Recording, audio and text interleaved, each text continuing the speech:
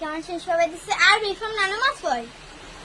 Guys, আজকে আমরা তৈরি করতে যাচ্ছি একটি চকলেট কেক, যার রেসিপি আজকে আপনাদের সাথে শেয়ার করব। চলুন তবে তৈরি করে নেওয়া যাক।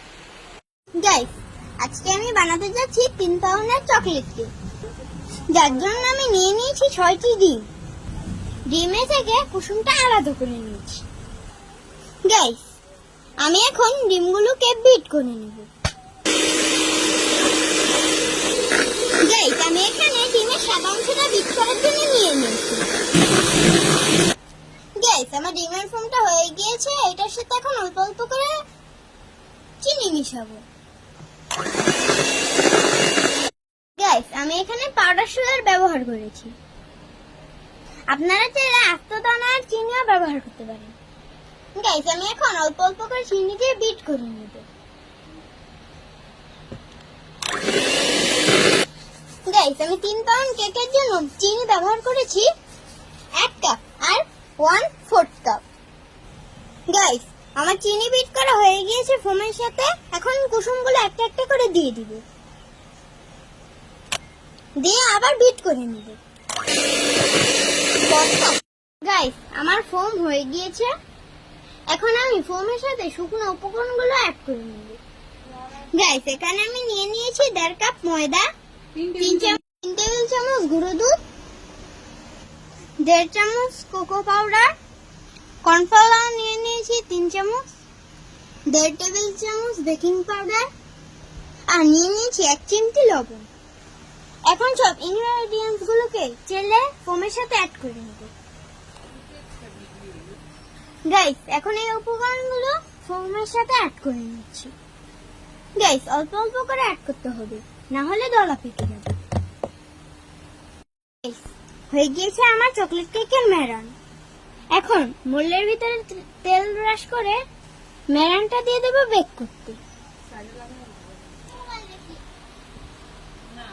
গাইস, মেরানটা মোল্ডে ঢেলে নিয়েছি। এখন ভালো করে ট্যাপ করে নিব, যাতে ভিতরে কোনো বাবল না থেকে যায়।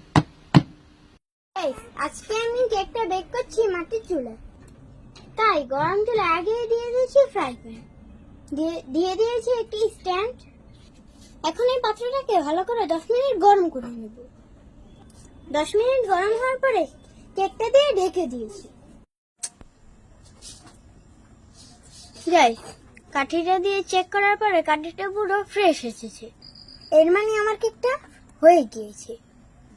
কেকটা হতে আমার সময় লেগেছে 40 মিনিট।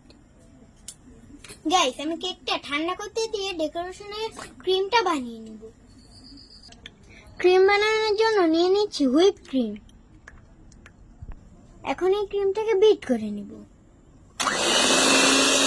আমরা গানাশ তৈরি করার জন্য চকলেট এবং হুইপ ক্রিম নিয়ে নিয়েছি।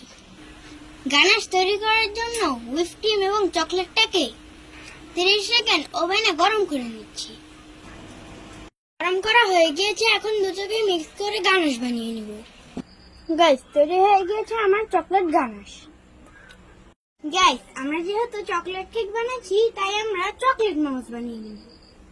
তাই আমরা ক্রিমের ভিতরে আগে থেকে বানিয়ে রাখা গানাশটা ঢেলে দেব, তারপরে আবার ভালো করে বিট করে নিব।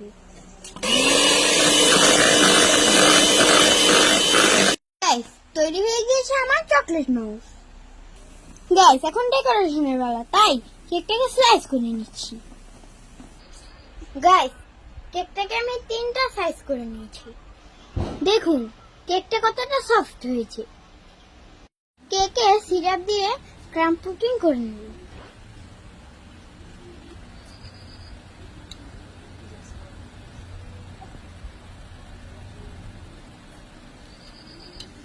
এক লেয়ারে সিরাম দেওয়ার পরে আমি দিয়ে দিচ্ছি চকলেট মাউস, তারপর দিয়ে দিচ্ছি চকলেট গানাশ।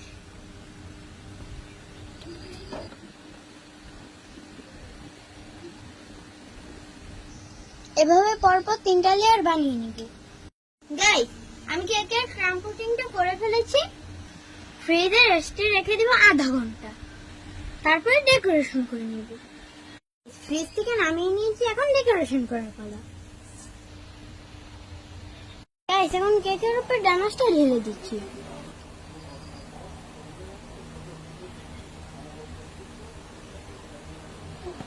গাইস গানাশটা ঢেলে এখন আবার ফ্রিজে রেস্টে রেখে দিব। এখন ডেকোরেশন করে নিচ্ছি।